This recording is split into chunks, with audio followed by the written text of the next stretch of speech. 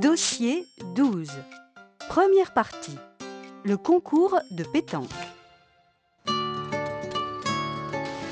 Il y a un concours de pétanque sur la place du village. Bernard et Corinne, qui ne connaissent pas grand-chose à la pétanque, se font expliquer les règles. Pourquoi est-ce qu'il trace un cercle avant de jouer? À la pétanque, il y a des règles très strictes. Chaque joueur doit lancer sa boule exactement du même endroit. Je ne comprends pas bien la différence entre tirer et pointer. Tirer et pointer, c'est tout l'art de la pétanque. Moi, par exemple, j'étais un bon tireur. Je pouvais chasser une boule qui était collée au cochonnet. Tu oublies de dire que tu dégommais le cochonnet en même temps et que tu le rapprochais des boules de l'équipe adverse, ce qui fait qu'on ne gagnait jamais. Quel menteur tu fais! Une fois, on a été jusqu'en demi-finale. Mais oui, c'est la fois où tu as été malade et où Maurice t'a remplacé. Je vous laisse à vos souvenirs. Il faut que je retourne à la cuisine. Oui, moi on m'attend au café. Bernard et Corinne partent. À la terrasse du café, sur la place, Patrick Duval tient une coupe et fait un discours. En tant que président de l'amicale des joueurs de pétanque, j'ai l'honneur de remettre cette coupe à l'équipe du Cercle de Falicon, les grands vainqueurs de cette année.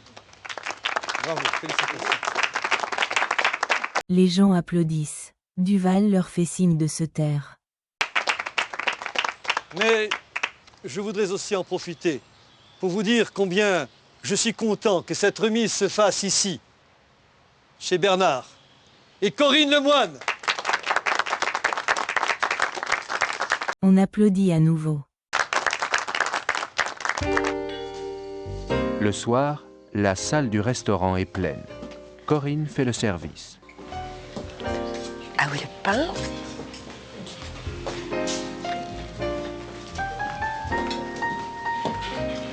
Un client arrive, seul. C'est le même client que le soir de l'ouverture. Oh, quelle bonne surprise. C'est gentil d'être revenu. Oui, je passais par là. Et vous avez beaucoup de monde aujourd'hui. Ah oui, je sais. Vous ne supportez pas le monde. Vos nerfs, hein? Ça va plutôt mieux. J'en suis ravie. Il n'y a plus de place.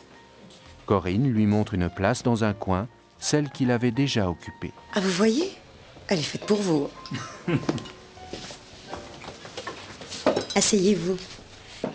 Le client s'assoit. Mais vous savez, aujourd'hui mon mari a fait un menu unique. Il n'aura pas le temps de vous préparer quelque chose de spécial. Qu'est-ce qu'il y a dans le menu?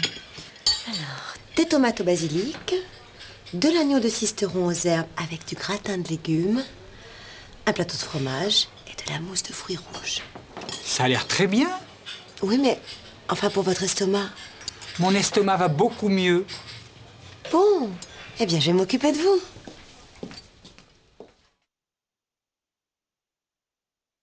Dossier 12. Deuxième partie. Une réussite méritée. Tout le monde est parti sauf le client qui termine son repas. Corinne débarrasse les tables. Bernard arrive de la cuisine. Bon, tout est rangé dans la cuisine. Je vais pouvoir t'aider à refaire les tables. Oh, vous avez déjà fermé la cuisine? Excusez-moi, j'aurais bien pris un petit café. Mais vos insomnies? Ça va beaucoup mieux. Corinne et Bernard, tout sourire, prennent congé du client. Excusez-moi, mais votre guérison, ça a l'air miraculeux. Qu'est-ce que vous avez fait? C'était à cause de mon travail. J'ai pris un congé sans solde pendant plusieurs mois. Je viens de reprendre. Et c'est quoi votre métier? Je suis critique gastronomique. Je dirige la rubrique restaurant de Nice Matin. Au revoir. Bernard et Corinne le regardent, sans pouvoir articuler une parole. Le lendemain matin, Laura et Corinne sont sur la terrasse, en train de prendre leur petit déjeuner. Bernard arrive tout joyeux. Il a un journal à la main. Écoutez ça. Non mais... Écoutez ça. Plus qu'un restaurant, plus qu'un simple café, le Bellevue est un endroit aussi chaleureux que gastronomique. Que vous y alliez pour goûter la cuisine de Bernard Lemoine, pour prendre un verre servi par sa charmante femme Corinne, ou pour y voir une exposition de peinture, Vous serez séduits par l'enthousiasme, la gentillesse et le savoir-faire des Lemoine, ce jeune couple de Parisiens venus s'installer à Falicon voilà près d'1 an. Super, ça va nous amener un monde fou. Comme ça, on pourra agrandir la terrasse. Moi, j'ai pensé faire une véranda. J'ai plein d'idées pour faire des soirées à thème. Une soirée karaoké, par exemple. Et si on donnait des cours de cuisine? On pourrait organiser une semaine de cuisine exotique. Des soirées costumées. On pourrait faire un concours gastronomique. On pourrait créer une chaîne de restaurants. Oh oui, dans le monde entier.